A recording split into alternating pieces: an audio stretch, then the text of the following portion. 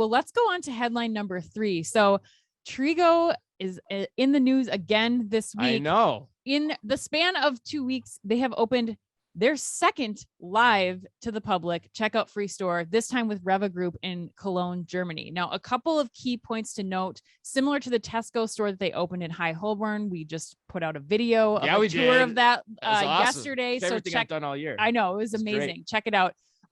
This store in Cologne is also a retrofit, but unlike Tesco, this is a hybrid shopping experience. So customers can walk in and use their app to scan in and have a completely autonomous checkout experience, or they can shop through the traditional method and have a traditional shopping experience in the store.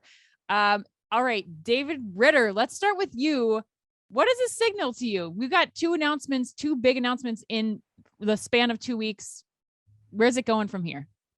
I think Chris and I have talked about this many times, but I think privately. Yeah, we have. I'm curious.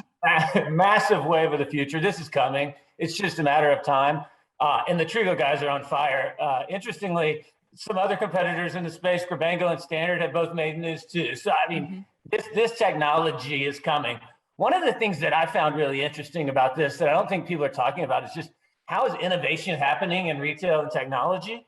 Both of these pilots are with investors as well. So it's no longer a vendor retailer relationship. They're going together in partnership to test these new concepts.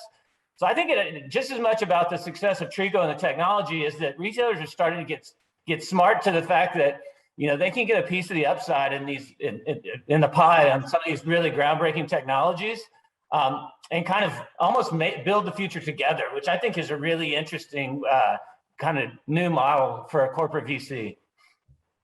That's brilliant, Dave. I mean, I completely agree. I that's true. I knew that, but hadn't put those pieces together. And I think that's a great study for us to be paying attention to as we start to see more retailers and partners roll this out. David, what are your thoughts here? I agree with Dave. I think it's going to be an absolute wave of the future. And I think at the core of this, a lot of people just don't like the kind of interactions that you have, at a grocery store, at a convenience store. Yeah. The waiting in line, they actually having to deal with other people. And I don't know if that's a sad commentary on the human condition or not, but the more you can take that friction out of the system, I think the better it is for a subset of the population. And I think it's going to be a huge success. Wow. So that's fascinating to me too, because, you guys, you're consultants, you got your eyes on everything going on in the industry. You guys are saying this is coming, because there's people on social media today, after I put the demonstration, the live demo we did with Trigo CEO in the High Holborn store online yesterday. There are people who are like still poo-pooing this and like very, very skeptical of it. And I'm like, man, check out the video, because the thing is just an awesome experience. Now, at this point, you have to say Trigo's in the lead too. I mean, they've got 2 pilots with 2 countries going on, both in Europe, right? Here's the other part. Germany has some of the strictest privacy laws in the world, if not the strictest. And so that tells you how these guys are thinking about this. We bring in the partners part too, Dave. These guys are ready for anything. So to me, if you're a US retailer and you're not starting to look at this more strongly, you're missing the boat, in my opinion. Dave, what do you think?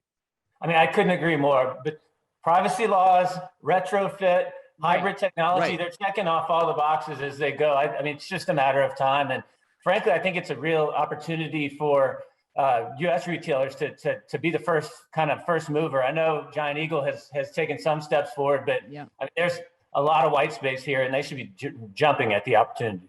Well, and the Giant Eagle, and you mentioned the Grabango and the Standard place too. Those are very different in their design too. Like, in both the designs here, you've got what I would call a pre-entry authorization, where the 2 companies, Tesco and Rewe, they're all in on this, and they're saying, hey, shop this way. Whereas those other 2 experiences are like hybrid. You can use it, you can have the app, you can download it, and then you kind of scan it on something as you walk out, which I think is fraught with a whole host of issues. This is just a very different level of commitment in my mind too, to your point. Agreed. I mean, I think we will see new pilots popping up in the US shortly. I mean, it's just a matter of time. Yeah, Right. right. And they'll probably all take different shapes and sizes and forms too, I would imagine. And what do you think? Final word. Oh yeah. I mean, I think Trigo was talking about yesterday, within the next year, they're planning to open a 10,000 square foot store. The Rewe and Tesco sizes are 2,500 square feet. So I think, like David, you guys are all saying, I think that it's going to just magnify, especially as it comes into the US more and we start to see more stores of this size opening to come in the next year. Yeah, it's a good point too, man, because you can't get bigger unless you do something smaller first, right? It's going to be really hard to just start this at 40,000 square feet in your operation. So like retailers need to get the punchline to that joke, I think, really quickly too.